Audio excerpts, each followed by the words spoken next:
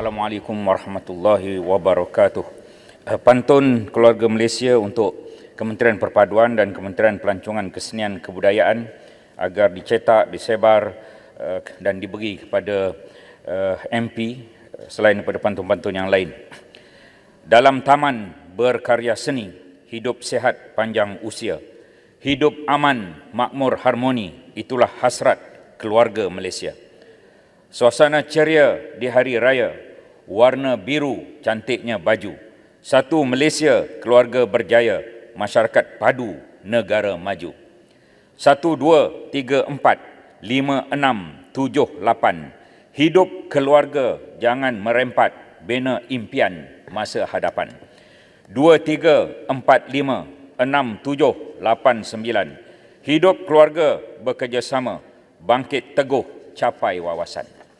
Datuk Yang Pertua, mengenai inisiatif Keluarga Malaysia ini, maka saya ingin buat sedikit cadangan supaya diadakan 5 anugerah berikut untuk jadi pemangkin pada gerakan sosial rakyat di setiap parlimen. Pertama, anugerah Belia Cemerlang Peringkat Parlimen, ABC.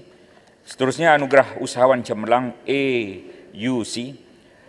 Anugerah Sekolah Cemerlang, ASC. Anugerah Desa Cemerlang, ADC, dan Anugerah Masjid Cemerlang, AMC. Ini adalah cadangan untuk inisiatif Keluarga Malaysia dibuat di semua parlimen. Kedua, saya meminta semua kementerian nyatakan apakah program dan jumlah peruntukan di bawah kementerian dan agensi-agensi mereka mengikut negeri-negeri, khasnya negeri Sabah, negeri Sarawak, negeri Melaka. Sebagai contoh, negeri Sarawak bantuan tunai 987,434 orang menerima dengan peruntukan 1.5 bilion. Besar peruntukan itu. Di Sabah, 864,464 orang menerima bantuan tunai, jumlah 1.3 bilion, juga besar peruntukan itu. Melaka 412 juta. Saya ingin perkara ini dijawab oleh MOF, EPU, KPKT, KPLB untuk menyenaraikan program dan jumlah peruntukan bawah kementerian mereka mengikut negeri, khasnya Sabah, Sarawak dan juga Melaka. Ketiga, adalah diminta EPU bersama MOF, Kementerian Kewangan menyenaraikan projek pembangunan untuk manfaat rakyat mengikut semua kawasan parlimen. Data dan maklumat itu perlu agar semua parlimen mendapat peruntukan yang lebih adil dan merata. Jika Bukit Bintang, Ceras, Kepung, Seputih, Petaling Jaya mendapat bilion ringgit pembangunan MRT, LRT, jalur lebar, 5G, lingkaran lebuh raya, atas bawah bertingkat-tingkat, lampu jalan dan bangunan-bangunan kerajaan, maka kawasan lain perlu diberikan pembangunan yang sesuai agar keadilan diberikan kepada seluruh rakyat Malaysia di semua peringkat parlimen tanpa mengira kaum, pembangunan merata bagi merapatkan jurang pembangunan. Keempat, bagi mewujudkan kehidupan yang lebih baik, maka ada penanda aras KPI pembangunan tertentu untuk sesebuah kampung, desa di luar bandar diadakan. Contohnya, KPI pertama, penyelenggaraan parit saliran oleh JPS 4 bulan sekali, 3 kali setahun untuk semua parit sungai besar dan kecil. Kedua, memasang lampu jalan dengan jumlah yang mencukupi untuk semua kampung. Data yang ada dengan TNB mesti diselaras agar pemberian lampu jalan ini diberi dengan adil dan sama banyak. Ketiga, membersihkan rumput semak samun oleh JKR untuk semua jalan kampung dan menurap semula dalam tempoh masa yang tertentu. Jalan pula mesti ada keluasan yang wajib bagi membolehkan kenderaan berselisih. Banyak jalan kampung kenderaan tak boleh berselisih. Kelima, untuk mengatasi keciciran sekitar 60% daripada 400,000 lepasan SPM yang berjumlah sekitar 250,000 anak muda setiap tahun. Maka, pertama dicadangkan kajian perlu dilakukan oleh Kementerian Pendidikan, EPU dan NGO tertentu seperti GPMS bagi mendapatkan data yang tepat. Kajian mendalam oleh universiti tempatan di bawah Kementerian Pengajian Tinggi agar formula yang tuntas diperolehi bagi memastikan isu ini selesai untuk manfaat rakyat dan negara. Kajian mesti dibuat oleh MEDEC, Kementerian Pembangunan Usahawan, bagi menyediakan subjek baru keusahawanan sebagai satu mata pelajaran teras daripada tingkatan 1 hingga 5 dan boleh dilanjutkan ke tingkatan 6. Perkara ke-6 dalam ucapan ini ialah Kementerian Keuangan, LHDN dan Kastam perlu membuat kajian terperinci secara akademik dan profesional berhubung cukai value added tax VAT atau apa juga sistem percukaian yang boleh mentransformasikan pendapatan negara agar lebih mantap dan stabil. Saya ingin bertanya kepada Kementerian Keuangan di mana mereka ingin mencari subsidi 8 bilion ringgit untuk subsidi minyak pada tahun ini. Minyak naik, maka subsidi juga meningkat. Tahun depan diberitakan bahawa subsidi minyak ialah 15 bilion ringgit. Di mana kerajaan ingin mencari subsidi ini? Adakah kita ingin meneruskan subsidi tersasar, orang yang lebih banyak kenderaan dapat lebih banyak subsidi, orang kampung yang hanya bermotosikal dapat sedikit subsidi? Ini subsidi yang terbalik. Yang berhormat Yang di-Pertua, patutnya orang miskin dapat lebih banyak subsidi, orang kaya sedikit subsidi. Tapi subsidi minyak ini terbalik.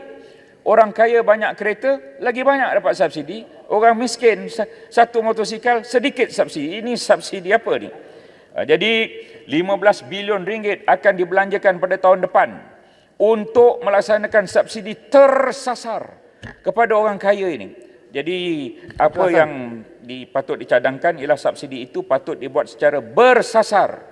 Penjelasan. Jangan tersasar subsidi itu. Hendaklah bersasar. Penjelasan. Saya cuma ada 6 minit lagi. Kalau saya ada 60 minit, tentu semua sekali boleh bangun dan bertanya kepada saya. 10 saat saja. Seterusnya, Akta Tanggungjawab Fiskal yang diumumkan wajar menggariskan langkah-langkah perlu bagi memastikan pendapatan kerajaan sentiasa bertambah untuk manfaat rakyat. Seperkara yang penting, hutang yang terlalu banyak dan membebankan generasi akan datang mesti dielakkan. Kementerian juga mesti sediakan senarai dan nilaikan segala aset tetap dan mudah alih kerajaan dan kerajaan negeri, bukan hanya senarai hutang.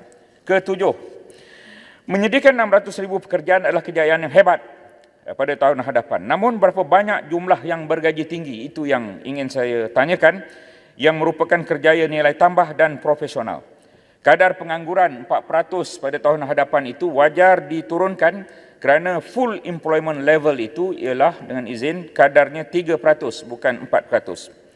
Seterusnya, perlu ada keseimbangan antara keperluan pasaran dengan kursus di universiti dan program TVET. Kerjasama antara pemain industri dengan institusi pengajian tinggi perlu sentiasa ada. Peningkatan kemahiran perlu sentiasa dilakukan sewaktu bekerja atau diberi peluang menghadiri kursus-kursus profesionalisme bagi meningkatkan kadar gaji sedia ada. Rakyat perlukan ekonomi dan pelaburan yang di bawah MITI dan MAIDA bernilai dan berkualiti tinggi bagi menjamin pendapatan rakyat juga adalah tinggi. Ke-8, kepada Kementerian Keuangan, MITI, JPM, Ekonomi dan Kementerian Usahawan, saya ingin menyentuh seorang bekas Menteri Besar yang menyebut daripada sebuah negeri bila berdiskusi tentang bantuan kepada Bumiputera, beliau menyebut bahawa sudah 60 tahun saya melihat sendiri dasar kerajaan menolong Bumiputera. Yang saya nampak dalam bidang pelajaran ada kemajuan. Namun dalam bidang ekonomi tidak maju-maju. Dapat tanah dijual. Dapat lesen dijual. Dapat saham free, saham dijual. Dapat permit dijual. Datuk Seri Yang di-Pertua, kenyataan bekas MB itu adalah fenomena menyedihkan yang mesti diubah dan mesti berubah. Maka agensi-agensi yang membantu Bumiputera mesti lebih teliti dan teratur dalam memberi bantuan agar kesan jangka panjang penyusunan masyarakat dapat dicapai. Ke-9, secara umumnya bantuan tunai langsung boleh membantu meringankan beban golongan rentan dan terjejas masa pandemik. Saya ingin mencadangkan agar untuk jangka masa panjang mereka yang dibantu ini juga diberi bantuan dalam bentuk saham seperti ASM, Amanah Saham Malaysia, ASB, Amanah Saham Bumiputera, dan diberikan juga dividen pada hujung tahun keuangan. Ke-10, kerajaan dilihat bersungguh-sungguh untuk membantu perusahaan peringkat PMKS, mikro, kecil dan sederhana. Tetapi dalam masa yang sama, ramai juga yang merungut proses permohonan terlalu birokrasi. Untuk mengatasi masalah ini, diharapkan kerajaan dapat lebih bertolak ansur dalam memberikan kemudahan dan dalam masa yang sama pemohon hendaklah diberikan latihan yang lebih efektif dalam soal pengurusan keuangan dan juga pengurusan yang lain. Saya dipahamkan bahawa program semarak niaga untuk PMKS ini nilainya ialah 40 bilion ringgit. Ada 1 juta PMKS, perusahaan mikro, kecil, sederhana di negara kita ini. Daripada 1 juta itu, kira-kira 38% Bumiputera dengan perkataan akan mendapat 15.2 bilion ringgit bantuan. 62% PMKS milik Bukan Bumiputera, mereka mendapat 24.8 bilion ringgit bantuan. Saya ingin pengesahan angka-angka ini. Mengenai subsidi upah, kira-kira 20 bilion ringgit. Jika PMKS itu 38% Bumiputera, maka mereka mendapat 7.6 bilion ringgit dan Bukan Bumiputera 62% mendapat 12.4 bilion ringgit. Sekali lagi, angka-angka ini saya mohon pengesahan. Perkara ke-11, bantuan keuangan sebenarnya banyak membantu peniaga semasa pandemik ini, maka sebab itulah mereka mengharapkan kepada kemudahan pengeluaran KWSP. Kita memahami dengan laporan bahawa hampir 50% pencarum hanya mempunyai simpanan kurang daripada RM10,000 dalam KWSP. Tetapi kita juga harus memikirkan baki 50% lagi pencarum yang mempunyai simpanan yang lebih daripada itu. Maka dicadangkan kerajaan menimbang semula permohonan ini dan pada masa yang sama lanjutkan lagi tempoh moratorium supaya dapat membantu rakyat yang terjejas. Nampaknya yang ke-12 tiada bantuan kepada pekebun kecil getah kecuali pembentukan gabungan koperasi. Pekebun kecil getah ia dapat bantuan musim tengkujuh, tetapi yang perlu dipertimbangkan ialah harga lantai RM3 ke RM3.50. Satu perkara yang saya ingin highlight di sini ialah bahawa sawit, sayuran, buah-buahan, input pertaniannya naik terlalu tinggi. Ada yang naik 100%. Datuk Yang di-Pertua. Oleh itu diminta KPDN HEP dan MAFI mengawal dan memantau harga input pertanian ini. Tanah terbiar, terdapat 120,000 hektar tanah terbiar, ke-13. Sama ada Rizab Melayu, tanah adat, tanah pegang Melayu, tanah wakaf, tanah terbiar ini perlulah diusahakan dan pelbagai agensi mesti membantu untuk mengusahakan tanah terbiar ini. Ke-14, umum mengetahui sejak akhir-akhir ini perbatasan negara sering diceroboh, terutama di Laut Cina Selatan. Dalam Belanjawan 2022, Kementerian Pertahanan menerima 16.14 bilion. Berlaku provokasi yang dilakukan oleh negara tertentu kepada kawasan minyak negara di Laut Cina Selatan, maka pembelian aset amat penting untuk mempertahankan kedaulatan negara. Melalui peruntukan yang terhad ini, diharapkan kerajaan dapat berbuat sesuatu dengan mengadakan lebih kerjasama ketenteraan dengan negara lain sebagai memelihara kestabilan dan keselamatan negara. Ke-15, dalam usaha menjana dan mengekalkan pekerjaan, para belia harus digalakkan untuk menyertai kepesatan teknologi maklumat dengan menjadi usahawan digital, influencer dan gamers. Usahawan digital diberi grant selepas pendaftaran SSM, diberi grant selepas 6 bulan, tambahan jika mereka menunjukkan peningkatan di dalam perniagaan. Pembabitan belia di dalam keusahawanan mesti diberi perhatian untuk membolehkan mereka mendapat gaji yang berpatutan dan lebih tinggi daripada sijil pendidikan asas iaitu SPM. Dicadangkan para belia yang sudah bekerja lebih 2 tahun dalam bidang-bidang tertentu diberikan persijilan pengiktirafan seperti sijil kemahiran Malaysia tahap 1.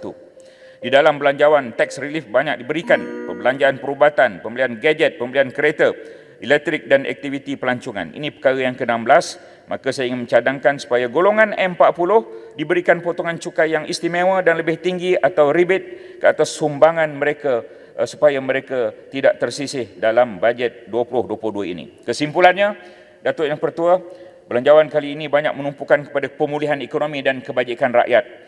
Namun pengurusan belanjawan 2020 ini mesti cekap dan cepat supaya ia dapat dilaksanakan agar pembangunan ekonomi negara dan ekonomi rakyat dapat pulih dengan segera. Terima kasih, saya mohon menyokong. Terima kasih.